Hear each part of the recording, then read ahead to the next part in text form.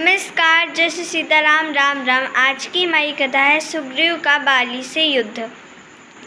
राम जी पूछते हैं, क्या कारण है आप पर्वत पे क्यों आकर रहते हैं, जबकि आप वानर राज हैं।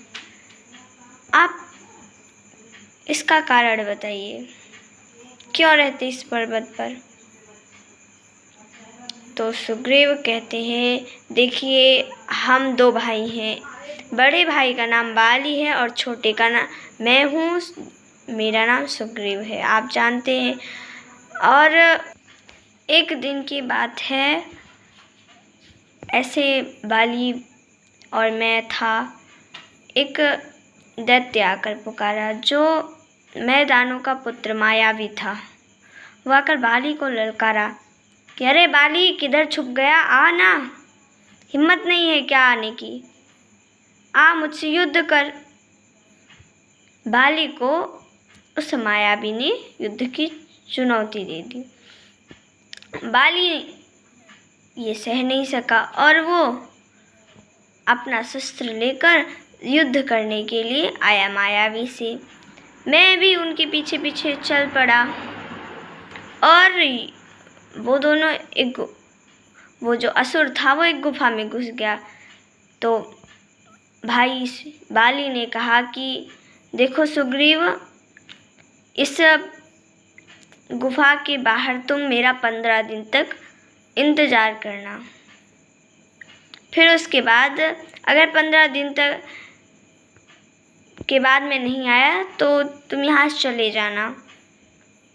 सुग्रीव ने कहा ठीक है। मैंने कहा ठीक है। फिर मेरा भाई चला गया अंदर और युद्ध करने लगा। 15 दिन बीत गए, अभी तक मेरा भाई आया ही नहीं।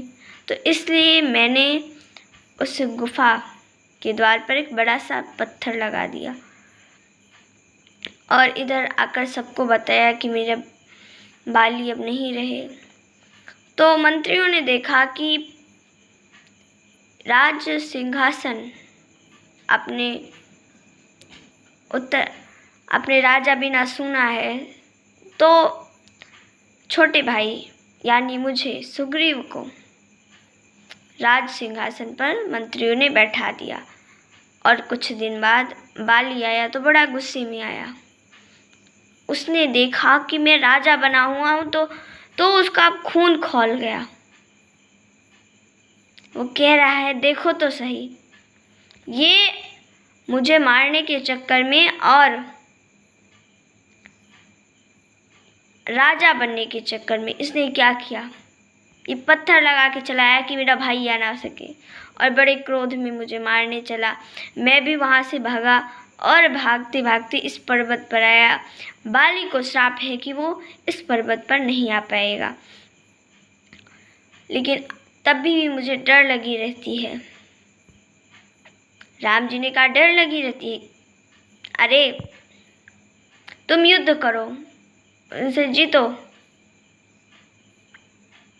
तो सुग्रीव कहते हैं कि बंधु ना होई मोर यह काला। ये मेरा बंधु नहीं है, मेरा भाई नहीं है, ये काल है मेरा। हाँ, और मैं इसके पास गया तो पक्का मारा जाऊंगा। ये मुझे बंधु जैसा नहीं देखता।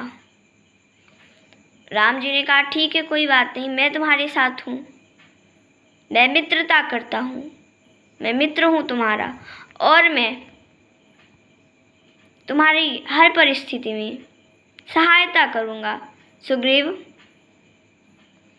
एक मित्र का धर्म होता है कि वो अपने मित्र को, अगर वो गलत रास्ते पर चल रहा है तो उसको सीधे रास्ते पर लाना, और लोगों के सामने उसके अवगुण नहीं, गुण प्रकट करना। मित्र वो नहीं होता कि जब आवश्यकता पड़े तो अवगुण बता दे। मित्र को चाहिए कि गुण बताए, अवगुण बोले कि इसको सुधारो, अकेले में, सबके सामने नहीं। तो मैं तुम्हारा मित्र हूँ, तुम युद्ध करो, राम जी ने कहा तो सुग्रीव के अंदर भी जान आई। उसने कहा ठीक है। सुग्रीव ने कहा ठीक है, और बाली के द्वार पर आया और चिल्लाने लगा, कहाँ है बाली? बाली ने देखा सुग्रीव मुझे ललकार रहा है। जैसे कोई तिनका तोड़ने चले वो भी चल पड़ा मारने सुग्रीव को। लेकिन बाली की पत्नी तारा ने उनके चरण पकड़े, ये कह रही हैं कि आप मत जाइए, सुग्रीव इस समय बहुत शक्तिशाली हो गया है। 2 राजकुमार आए हैं, राम लक्ष्मण, उनकी वजह से वो शक्तिशाली हो गया है। बाली कहता है यही तो चाहता हूँ मैं। मुझे पता है कि वो राम लक्ष्मण भगवान हैं। ठीक है, कोई बात नहीं, मुझे जाने दो, मुझे पता है। और बाली चल पड़ा। सुग्रीव से लड़ाई हुई और सुग्रीव हार गया। राम जी ने कहा था मैं पीछे से बाण मार दूंगा, लेकिन मार ही नहीं पाए। किसी तरह जान बचाता हुआ सुग्रीव फिर से आया। कहता है कि आप मार ही नहीं पाए, मैं तो अभी मर जाता। राम जी ने कहा तुम दोनों का जो मुख है वो एक जैसा है, इसलिए मैं समझ नहीं पाता हूँ कि कौन बाली है और कौन सुग्रीव। तो फिर उसके बाद कहे ठीक है, और एक माला लेकर गए। राम जी ने उनके शरीर को छुआ। उनका शरीर वज्र के समान कठोर और शक्तिशाली हो गया। और सुग्रीव को एक माला दी कि इसको पहन लो, नहीं तो मैं पहचानूंगा कैसे कि तुम कौन हो। फिर लड़ाई हुई और राम जी ने पीछे से बाण छोड़े, वो सीधा जाकर बाली के हृदय में लगे।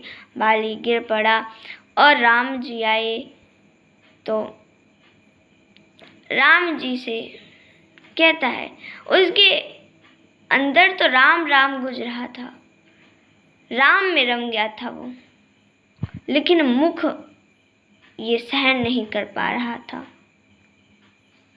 मुख बोल दिया, कह रहा है बाली, धर्म हेतु अवतरहूँ, गोसाई मारहूँ मोहि व्याध की नाही। हे गोसाई, आप धर्म के लिए अवतार लिए हैं, मुझे व्याध की तरह क्यों मारा, एक शिकारी की तरह क्यों मारा? राम जी कहते हैं तुम वैसे हो ही मारने लायक। अपने छोटे भाई की पत्नी और कन्या, अपनी स्त्री, इन सब चीज़ों को एक समान समझना चाहिए। तुम कैसे व्यक्ति हो जो अपने भाई की पत्नी को ले लिया? तुम्हें उचित दंड मिलना चाहिए था, इसलिए तुम्हें मिला। और बाली कहता है कि हाँ मैंने किया,